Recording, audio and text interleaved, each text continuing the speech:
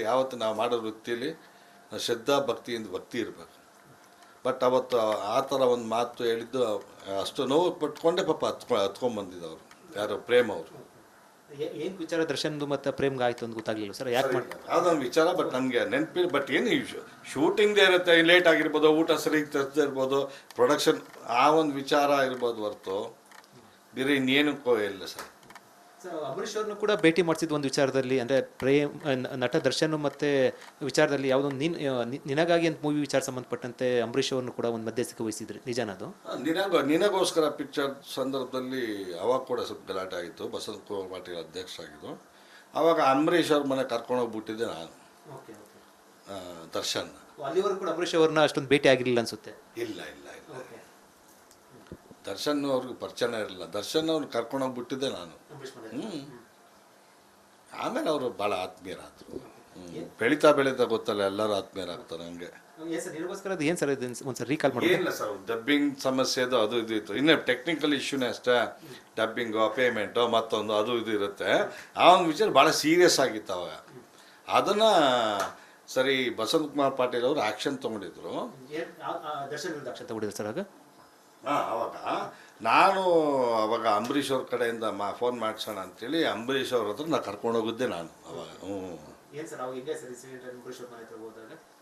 ಇಲ್ಲ, ಅವರು ಈಚೆ ಕಡೆ ಬಿದ್ದರು. ಆಮೇಲೆ ಪಾಪ ಅವ್ರಿಗೆ ಗೊತ್ತಿಲ್ಲ ದರ್ಶನ್ ಯಾರು ಅಂತೇಳಿ ಅಂತ. ಪಾಪ ಇವ್ರು ವಾಚ್ಮ್ಯಾನ್ಗೆ ಗೊತ್ತಿಲ್ಲ, ಅವ್ರಿಗೆ ಗೊತ್ತಿಲ್ಲ. ಆಮೇಲೆ ಕೊನೆಗೆ ಹೇಳ್ಬಿಟ್ಟು ಆಮೇಲೆ JP ನಗರ ಮನೆ, ಹಳೆ ಮನೆ, ಅದೇ ಸ್ಪಾಟಲ್ಲಿರೋದು ಹಳೆ ಮನೆ. ಆಮೇಲೆ ಅಕ್ಕ ಅವ್ರಿಗೆ ಹೇಳಿದೆ, ಈ ಥರ ಆಗಿ ಬಂದಿದ್ದಾರೆ ದರ್ಶನ್, ದರ್ಶನ್ ಪಿಕ್ಚರ್ ಹೀರೋ ಅಕ್ಕ ಅಂತೇಳಿ ಕರ್ಕೊಂಬಂದು ಒಳಗಡೆ ಕುಣಿಸ್ದ. ತೂಗುದೀಪ್ ದರ್ಶನ್ ಅವ್ರ ಮಗನ ಕಾಣ್ಕೋಸ್ಕರ, ತೂಗುದೀಪ್ ಅವ್ರ ಮಗನ ಕಾಣ್ಕೋಸ್ಕರ ಕರೆದ್ರು ಒಳಗಡೆ ಮೇಟಾಗಿ. ಹೌದು ಹೌದು ಹೌದು ಹೌದು ಹೌದು. ನಡಿ ಈಗ ಶುರು ಮಾಡೋಣ. ಕೇಸರಿಯಿಂದ ಮನೋಲ್ಲಾಸ ಮನಸ್ಸು ಮತ್ತೇರಿ ಕುಣಿದಾಡಿದೆ ನೋಡು, ಮನಸ್ಸು ಮತ್ತೇರಿ ಕುಣಿದಾಡಿದೆ ನೋಡು. ಕ್ಷಣ ಕ್ಷಣವೂ ಆಚರಿಸಿ ಕೇಸರಿ ಹಬ್ಬ. ವಿಮಲ್ ಬಾಯಲ್ಲಿ ಹೇಳಿ ಕೇಸರಿ.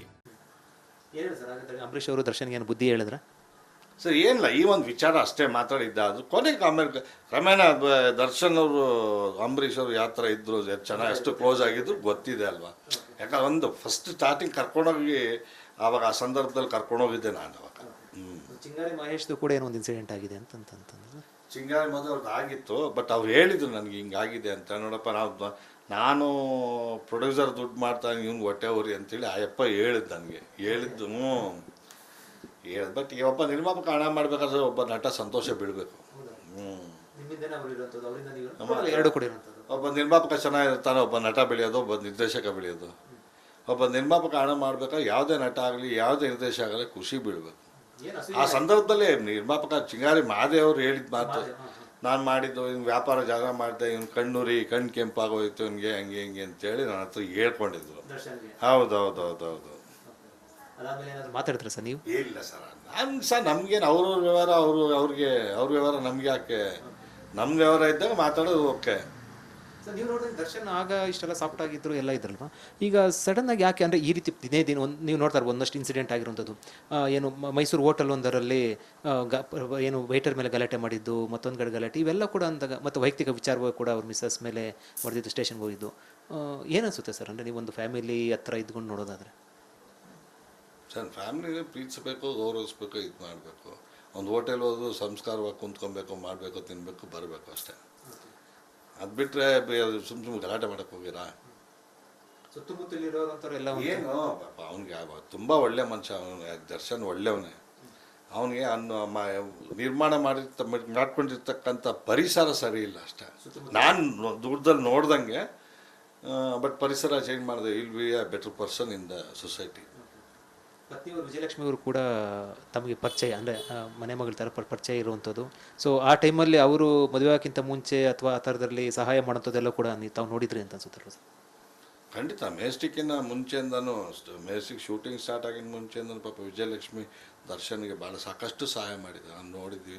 ಪಾಪ ದರ್ಶನ್ ಮೈಸೂರಿಂದ ಇಲ್ಲಿ ಬಂದಾಗ ಕೈನೆಟಿಕ್ ಕೊಂಡ ಕೊಡೋದು, ಮತ್ತೊಂದು ಶಿ ವಾಸ್ ವೆರಿ ಸಪೋರ್ಟಿವ್. ಪಾಪ ದರ್ಶನ್ಗೆ ತುಂಬ ಸಪೋರ್ಟಿವ್ ಆಗಿ ನಿಂತ್ಕೊತಾ ಇದ್ದರು ಮಾತ್ರ. ಹಾಂ, ತುಂಬ ಒಳ್ಳೆಯವರು. ನಾವು ಟೈಮಲ್ಲಿ ಕಾಸಿರಲಿಲ್ಲ ದರ್ಶನ್, ಇವರು ಸ್ವಲ್ಪ ಹೆಲ್ಪ್ ಮಾಡ್ತಾ ಇದ್ರು ಪೆಟ್ರೋಲ್ಗೆ, ಊಟಕ್ಕೆ ಅಂತೆಲ್ಲ ಕೂಡ ಅಂತ. ಸರ್ ದರ್ಶನ್ಗೆ ಇವತ್ತು ಕೋಟಿಗಟ್ಟಲೆ ಇರ್ಬೋದು ಸರ್.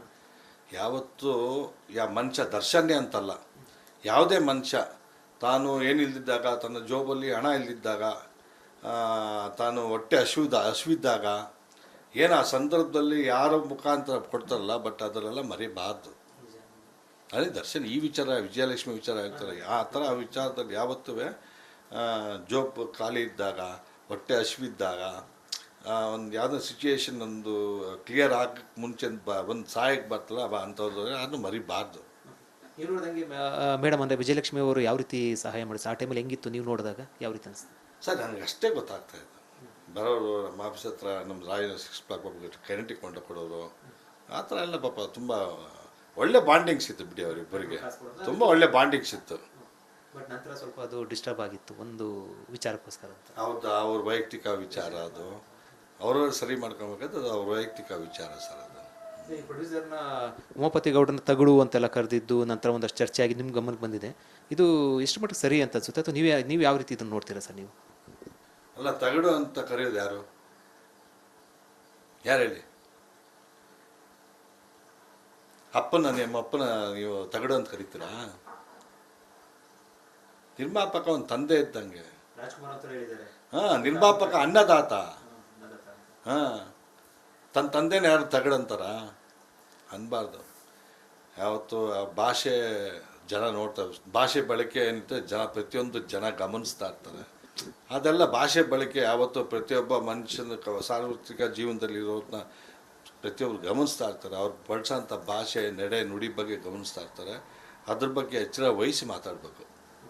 ಬಟ್ ಆ ಸಂದರ್ಭದಲ್ಲಿ ಬರೀ ಉಮಾಪತಿ ಗೌಡ್ರು ಒಬ್ಬರನ್ನೇ ಅಲ್ಲ, ಇಡೀ ನಿರ್ಮಾಪಕರ ಸಮೂಹನ ಆ ಭಾಷೆ ಏನು ತಗಡಂತ ಬಳಸಿದ್ರು, ಅದು ಇಡೀ ನಿರ್ಮಾಪಕ ಸಮೂಹಕ್ಕೆ ಒಂದು ತಗಡು ಅಂತೇಳಿ ಬಳಸ್ದಂಗೆ ಆಯ್ತದು. ಖಂಡಿತವಾಗ್ಲು ಆ ವಿಚಾರ ನಾನು ಖಂಡಿತವಾಗ್ಲೂ ಖಂಡಿಸ್ತೀನಿ. ನಾನು ದರ್ಶನ ಆದರೂ ಯಾವನಾದರೂ ನನಗೇನು, ನಾನು ಹೇಳೋದು ಆ ವಿಚಾರ ಖಂಡಿತವಾಗಿ ಖಂಡಿಸ್ತೀನಿ ನಾನು. ಸರ್, ಈಗ ನಿರ್ಮಾಪಕರ ಸಂಘ ಮತ್ತು ನಿರ್ಮಾಪಕರಿಂದ ಕೂಡ ಮಾತಾಡ್ತಾ ಇದ್ದೀರಾ, ಕಲಾವಿದರ ಸಂಘ ಅಂತ ಇದೆ. ಸೊ ಮತ್ತೊಂದು ಕಡೆ ಕನ್ನಡ ವಾಣಿಜ್ಯ ಮಂಡಳಿ ಕೂಡ ಇದೆ. ಸೊ ಅವ್ರು ಮಾತಾಡಿದ್ದಾರೆ, ಏನು ಸುರೇಶ್ ಅವರು, ಈ ಸಂಬಂಧಪಟ್ಟ ಏನೇ ಕ್ರಮ ಇಲ್ಲ ಅಥವಾ ಮತ್ತೊಂದಿಲ್ಲಿ ನಾವೆಲ್ಲ ವರದಿ ಬಂದ ನಂತರ ನೋಡ್ತೀರಿ ಅಂತ. ವಾಣಿಜ್ಯ ಮಂಡಳಿ ಹೇಳ್ತಾ ಇರುವಂಥ ಹೇಳಿಕೆಗಳಿಗೆ ತಾವು ಸಹಮತ ವ್ಯಕ್ತಪಡಿಸ್ತಾರೆ, ಅಥವಾ ಕರೆಕ್ಟಾಗಿ ವಾಣಿಜ್ಯ ಮಂಡಳಿ ನೆಟ್ಕೊಳ್ತಾ ಇದೆ ಅಂತ ಅನಿಸುತ್ತಾ ತಮಗೆ? ಸರ್, ಆ್ಯಕ್ಚುಲಿ ನಮ್ಮ ವಾಣಿಜ್ಯ ಮಂಡಳಿ, ಕಲಾವಿದರ ಸಂಘ, ಒಕ್ಕೂಟ ಎಲ್ಲ ಒಂದು ಕ್ರಾಫ್ಟ್ 27 ಕ್ರಾಫ್ಟ್ ಕೂಡ ಕರೆದು ಒಂದು ಮೀಟಿಂಗ್ ಮಾಡಬೇಕಾಯ್ತು. ಈ ಥರ ಹಿಂಗೆ ಆಗಿದೆ, ಅವರ ಅಭಿಪ್ರಾಯ ಪಡ್ಕೊಂಡು ಮಾಡಬೇಕಾಯ್ತು. ಬಟ್ ಮೊನ್ನೆ ಕೂಡ ಒಂದು 5 ಲಕ್ಷ ರೂಪಾಯಿ ಅವ್ರು ಕೊಟ್ಟಿರೋ ವಿಚಾರದಲ್ಲಿ ಕೂಡ ನನಗೂ ಬೇಸರ ಇದೆ. ಯಾವನೋ ಮಾಡಿದ ಕೊಲೆಗೆ ಚೇಂಬರ್ ಹಣ ಕಟ್ಟಬೇಕಾ? 5 ಲಕ್ಷ ನಾನು ಹೇಳೋದು ಕಟ್ಟಬೇಕಾ ಹೇಳಿ? ಅದು ನಿಜವಾಗ್ಲೂ ತುಂಬ ತಪ್ಪು ಮಾಡಿದ್ದಾರೆ. ಬಟ್ ಏನಂದರೆ ಎಲ್ಲರೂ ಮೀಟಿಂಗ್ ಕರೆದು ಎಲ್ಲ ಸಂಘ ಸಂಸ್ಥೆಗಳು ಕರೆದು ಪಾಪ ಆಯ್ತು, ಆ ಕುಟುಂಬಕ್ಕೆ ಒಂದು ಇವು ಕೊಟ್ಟಿರೋದು